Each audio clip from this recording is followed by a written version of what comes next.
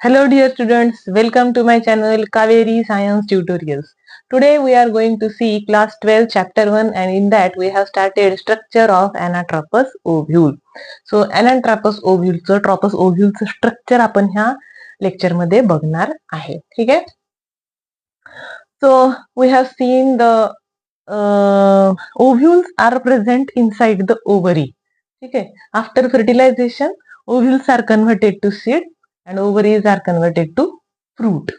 So ovules are arranged attached to the wall of the ovary like this. So this is the wall of the ovary. Suppose आता एक हे असेल इथून पूर्ण आउटसाइडला ovary असेल. जर एखादं फ्रूट आहे त्याच्यामध्ये एकच सीड आहे तर एकच ओव्ह्यूल असेल तर तो ओव्ह्यूल त्या वॉलच्या ओव्हरीच्या वॉलला अटॅच आहे. So the point of attachment of the ovule to the wall of the ovary is called as placenta. The point of attachment of the ovule to the wall of the ovary is called as placenta. Then stalk of the ovule is called as funicle. Funicle placenta हे तुम्हाला MCQ ला विचारतात. तर point of attachment आहे placenta and the stalk म्हणजे त्याचं हे हा पार्ट. So this is the stalk of the ovule and it is called as फ्युनिकल.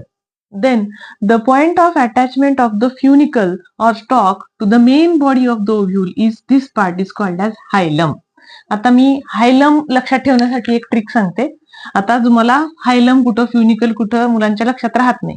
हायलमचं H आहे, एच ला उलट करा, ही एचचं हे दांडी आणि हे असं गोल, म्हणजे एच ला उलट केलं आपण, एच ला समजा आपण असं उलट केलं है ना, तर हे झाला त्याचा इथला पॉइंट. एचचा जो उलट केल्यानंतर जो पॉइंट येतो that point is called as hilum. The point of attachment of the funicle to the main body of the ovule is called as hilum. ठीक आहे. सो 3 डेफिनेशन क्लिअर झाल्या. प्लॅसेंटा म्हणजे काय, आपलं फ्युनिकल म्हणजे काय, प्लॅसेंटा म्हणजे काय आणि हायलम म्हणजे काय. ठीक आहे. सो आता नेक्स्ट पार्ट आहे. The ovule is protected by two protective coverings called as outer and inner integuments. दोन layers असतात protective layers and that layers are called as outer integument and inner integument. So statement असं असेल की ovules are protected by two protective layers called as outer and inner integuments. है ना. So there is a nutritive tissue is inner to the integuments and that nutritive tissue is called as nucellus. Nucellus is surrounding the embryo sac. Embryo sac is enclosed inside the nucleus and nucellus and nucellus provide nourishment to the embryo sac. हा जो part आहे third नंबरची layer ती काय करते, ह्या embryo सॅकला nourishment provide करण्याचं काम करते. So this is the nucellus which provides nourishment to the embryo sac.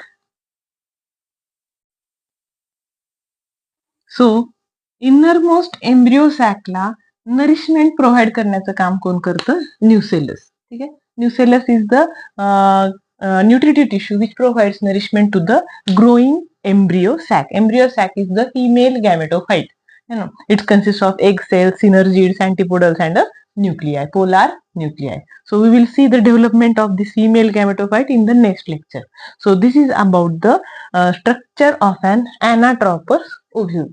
So first असेल the point of attachment of the ovule. इथं तुमचे 3 ऑब्जेक्टिव्ह झाले. प्लॅसेंटाची डेफिनेशन, फ्युनिकलची डेफिनेशन आणि हायलमची डेफिनेशन. त्याच्यानंतर एक आहे तुमचं the opening of the ovule is called as micropyle है ना, and the base of the ovule, आता ही त्याची ओपनिंग आहे. Opening of the ovule, a pore is present and that pore is called as micropyle through which entry of the pollen tube takes place. Pollination नंतर pollen tube, pollen germination नंतर pollen germination, pollen tube तयार होऊन enter होईल, pollen tube इथून enter होते. So opening of the ovule is called as micropyle आणि the base of the ovule which is opposite to the micropyle is called as chalaza. The base of the ovule which is opposite to the micropyle is called as chalaza. Most of the angiosperms are having anatropous ovule in which the funicle and the body of the ovule micropyle is they are at 180 degree angle. है ना, पूर्ण turn झालाय. पूर्ण, which is beside the funicle, and it is having 180-degree angle with the funicle, so it is called as anatropous ovule. In some other types of ovules are also there, जसं की हा आपण काढला एकदम straight आहे, खाली फ्युनिकल आहे, वरती मायक्रोपाइल आहे, इथून एक सेल असेल त्याचा, इथून हे एकदम स्ट्रेट आहे. Ortho means straight. ऑर्थ्रोट्रोपोस ओव्ह्यूल मध्ये अशा प्रकारे स्ट्रेट ओव्ह्यूल आहे. ठीक आहे. त्याच्यानंतर आणखी एक असतो की semi anatropous, which is at 90-degree angle to the funicle. समजा हे funicle आहे आणि body of the ovule is at 90-degree angle with the funicle. Then it is called as semi-anatropous ovule. So this is the widely found ovule in case of angiosperms. मध्ये जो जास्त प्रमाणात mostly anatropous ovule is found in case of angiosperms.